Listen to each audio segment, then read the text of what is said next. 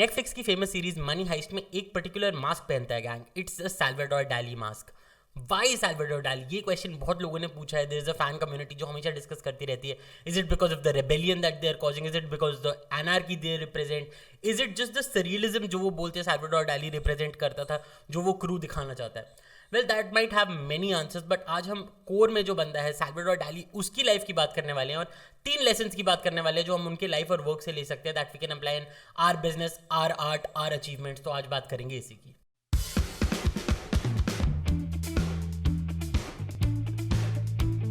Hey guys, welcome to Mind Potion. मैं हूं Nitin. Salvador Dali is a name that has been very controversial all his life and beyond his life too. आज भी अगर आप उनकी life को जाकर स्टडी करोगे, there are so many things जिसके बाद you might just have to take a break and say कि या तो मैं आर्ट को आर्टिस्ट से सेपरेट करके आर्टिस्ट के बारे में पढ़ सकता हूँ या आर्ट के बारे में पढ़ सकता हूँ। अनफॉर्चुनेटली उन्होंने लाइफ इतनी वियर्ड वे में लीड करी है that they almost intermingle. So he is always been a surrealist painter, which if you just look at the definition it's unreal, थोड़ा इरैशनल, थोड़ा ड्रीम लाइक। बट उनको खुद इस मूवमेंट से बाहर कर दिया गया था by the other surrealist painters जो उनके साथ ग्रो करे थे, because they just had a lot of problems with him, be it political, be it his personal life, be it his perversions. काफी लोगों ने उनको दरकिनारे कर दिया था, they just maintained the distance with him, but he never stopped. तो उनकी लाइफ को भले ही आप इतना इंस्पिरेशनल से ज्यादा फैसिनेटिंग लेंस से देखोगे, but there are 3 lessons that you can definitely take from his life, और आज इन्हीं तीनों लेसन्स की बात करते हैं। तो स्टार्ट करते हैं with the very first lesson, which is know the rules then break them. ये बहुत इंपॉर्टेंट उनकी लाइफ में आप देखोगे कि he is always considered someone जिसने बहुत कुछ डिफरेंट किया, ही एडेड वैल्यू जो उनके पहले हुआ था। दैट्स व्हाई वो एक पूरा जॉनरा सरियलिज्म का नया क्रिएट कर पाए पेंटिंग्स में और मल्टीमीडिया आर्ट में, not just painting. He is a sculptor, he is an art designer. Later in life आप देखोगे उन्होंने और क्या क्या किया जिसकी हम बात करेंगे।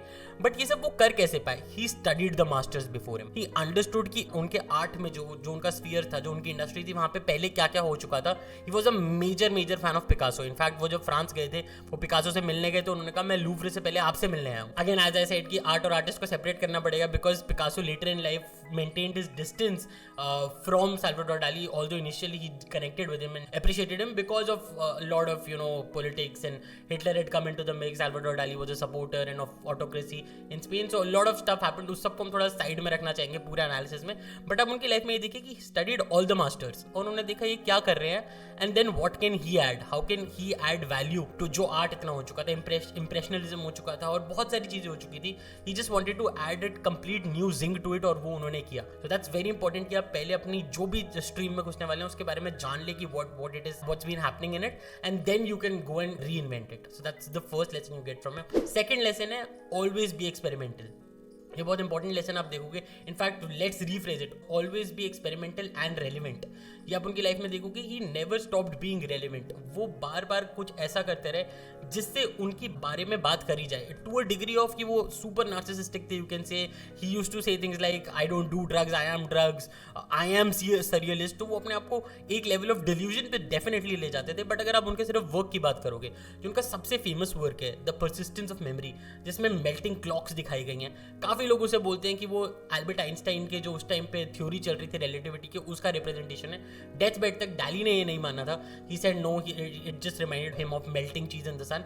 But if you just look at it work, you forget what he says. As I always say, इनके केस में आर्टिस्ट और आर्ट सेपरेट करके देखो, the art speaks volumes, what ever he does speaks volumes. वो इतने बड़े performance artist थे कि वो जब जाते थे कहीं बोलने के लिए भी, वो एक पूरा स्कूबा डाइवर के सूट में जाके गए थे, because he wanted to say that I am drowning in the human subconscious और between the humans, and he almost died because people thought वो acting कर रहे जबकि अंदर वो suffocate कर रहे थे।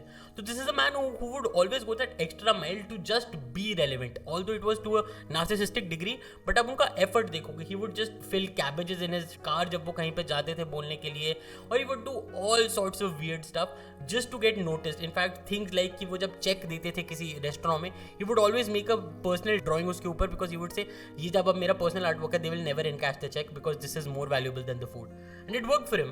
इनफैक्ट अगर आप उनकी थोड़ी हिस्ट्री देखोगे, बहुत रीजन हैं आप और आर्टिस्ट से कंपेयर कर सकते हो कि वो इतने डैमेज्ड क्यों थे इन अ वे। विंसेंट वैन गॉग हमने चैनल में कवर किया है। विंसेंट वैन गॉग की भी लाइफ में हमने देखा था that his brother died, and he when Vincent was born उनको सेम नाम दिया गया, एंड उसके पेरेंट्स ने बोला that you are a reincarnation. Exactly the same thing, it's so uncanny happened with Salvador Dali, और उनको बचपन से बोला गया दैट you are the reincarnation of your brother. उन्होंने पेंटिंग भी बनाई अपने भाई की एक अर्ली एज में। But what I am trying to से इज कि उनको बचपन से ही वो इतना इतना weird sort of, in almost in a damaged way उनको raise किया गया था, that he always wanted to put himself on a pedestal. वो हमेशा relevant रहना चाहते थे. This might not be to a healthy degree, but we, if we are taking a lesson, we can always see कि relevant खुद को रखो अगर experimental होने के साथ साथ, then you will always be a brand that's in the news. So that's another learning that we can take from Salvador Dali. इसके बाद third learning पे आते हैं. ये हमने पहले भी कवर करी थी जब हमने विंसेंट वैन गॉग की लाइफ कवर करी थी कि बी प्रोलिफिक, कीप क्रिएटिंग. तो it's not enough to just knowing the rules, just breaking the rules, being experimental, being relevant. इस सब के साथ you have to keep creating. तो अगर आप देखोगे उन्होंने पूरी लाइफ क्रिएट किया. He started with the paintings. बहुत मोमेंट्स आई उसमें. He as I talked about उनके खुद के पेंटर कम्युनिटी ने उनको अपने से दूर कर लिया. उनकी म्यूज आई लाइफ में, बहुत कुछ हुआ उनकी लाइफ में, but he never stop creating. उनका वर्क के बाद वर्क आता रहा. बहुत फेमस पेंटिंग्स आई.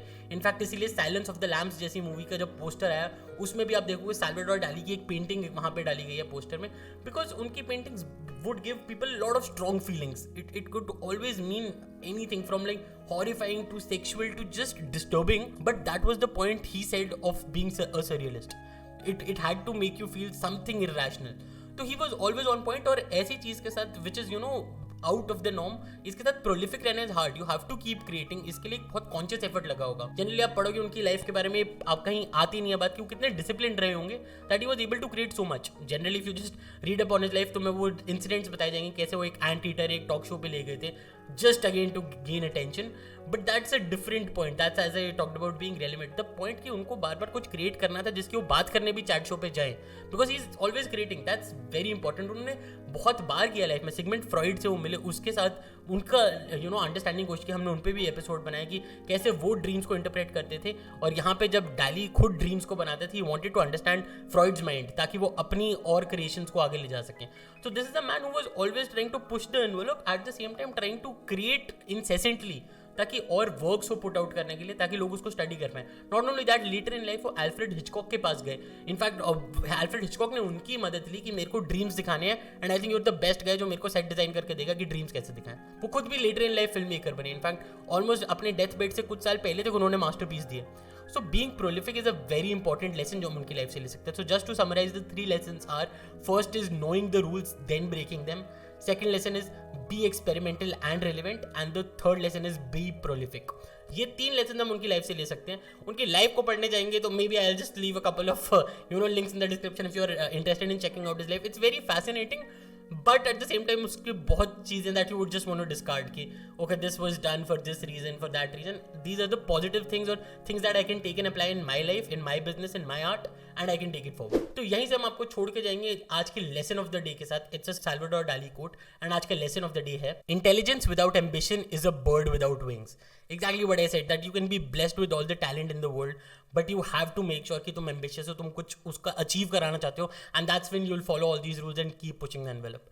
हम आपको छोड़ के जाएंगे एक छोटी सी स्निपेट के साथ जिससे आपको आइडिया लग जाएगा that this man was a not different thing altogether, different plane altogether. That's why he says I don't do drugs, I am drugs. आपको आइडिया लग जाएगा. बट उससे पहले हमारा मैसेज, अगर आपको अच्छा लगता है ऐसा कंटेंट, डेफिनेटली लाइक कर दीजिए वीडियो को, सब्सक्राइब कर दीजिए चैनल को, नोटिफिकेशन बटन दबा दीजिए. हम हर वीकडे पे ऐसे वीडियोस लाते रहते हैं. तब तक के लिए याद रखिएगा, माइंड का पोर्शन जरूरी है, इसलिए माइंड पोर्शन जरूरी है. Signing off. ¿Cómo se siente usted siendo el pintor más famoso del mundo? Es que no sé si soy el pintor más famoso del mundo, porque hay mucha gente que me pidan por la calle autógrafos y realmente no saben si soy un cantante, un actor de cine, un loco, un escritor, no se sabe bien lo que soy. ¿Qué cree usted que le ha aportado usted al arte en general? Al arte absolutamente nada. Nada. Nada. ¿Y a la Porque vida? no, porque lo digo siempre, soy muy mal pintor por la razón de que soy demasiado inteligente para ser buen pintor. Para ser buen pintor hay que ser un poco burro. ¿Y a la vida? A menos Velázquez, que es un genio que pasa de mucho al acto pictórico. Y a la vida pues le debo todo, porque el día que Dalí hiciera un cuadro bien hecho como Velázquez o como Vermeer o como Rafael o una música como Mozart, la semana siguiente uno se muere. Y entonces yo prefiero hacer cuadros malos y vivir más tiempo.